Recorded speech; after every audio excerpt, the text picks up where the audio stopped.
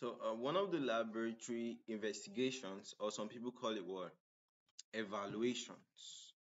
One of the laboratory tests you can do for a sample from a patient that you suspect that has tuberculosis, just to confirm, is what is known as the Ziehl Neelsen stain. Okay, and the Ziehl Neelsen stain can be done for tuberculosis, and that's what we're going to be looking at this morning.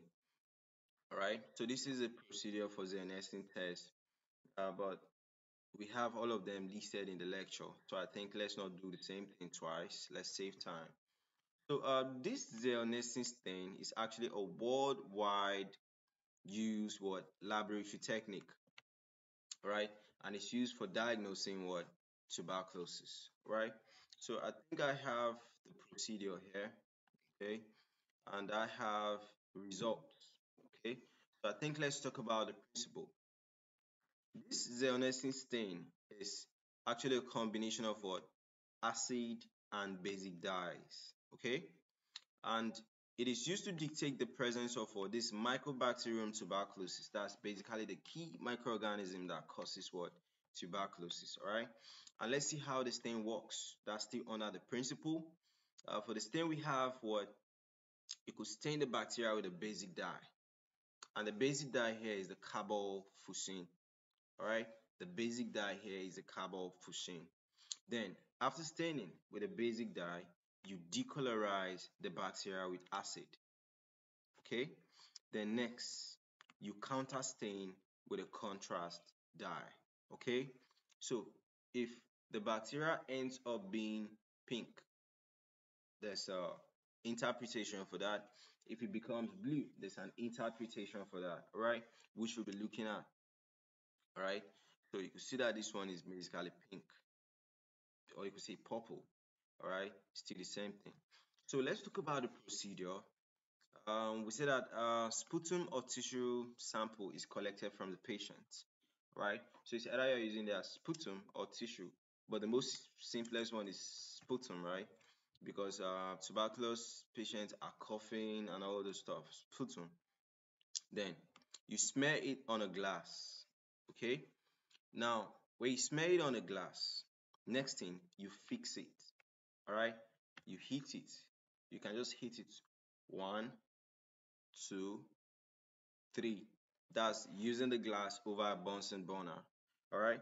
The next, you stain with a carbol fuchsin. That's a basic dye. Okay. The next, you decolorize with acid. The acid you could use could be 1% HCl. Okay. Or other alternatives provided in the laboratory. Okay. The next, you wash it. All right. Using just slow moving running water, okay?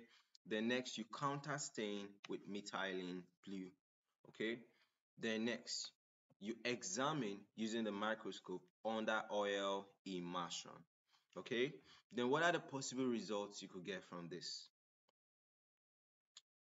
If it is an acid fast bacteria or bacilli, okay, it will appear bright red or pink. Then the environment around it will be blue. Okay, so acid fast. Can you see them pink? Bacilli. Can you see that like in the rod shape? See them pink? Non-acid fast bacilli will appear blue. Okay, we are not saying you find the two of them in the same result. Though.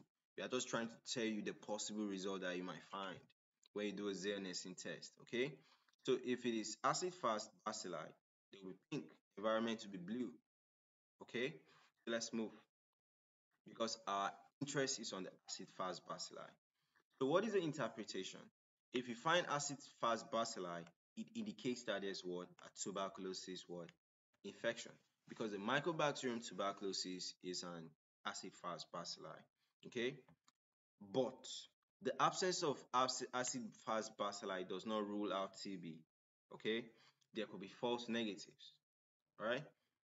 What are the advantages? This method is simple and inexpensive. There's a high specificity, okay, about 95 to 100% chance that what you get your results right.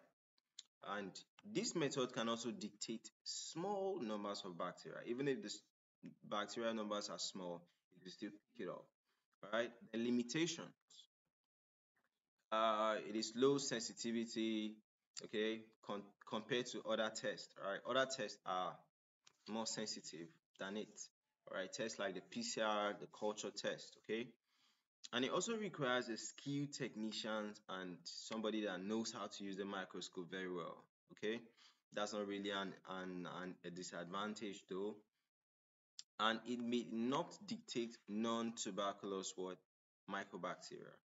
So it could be that there are some mycobacteria that are basically trying to trigger the tuberculosis, but this one is only after dictating Mycobacterium tuberculosis, all right, which you might not dictate everything that is needed.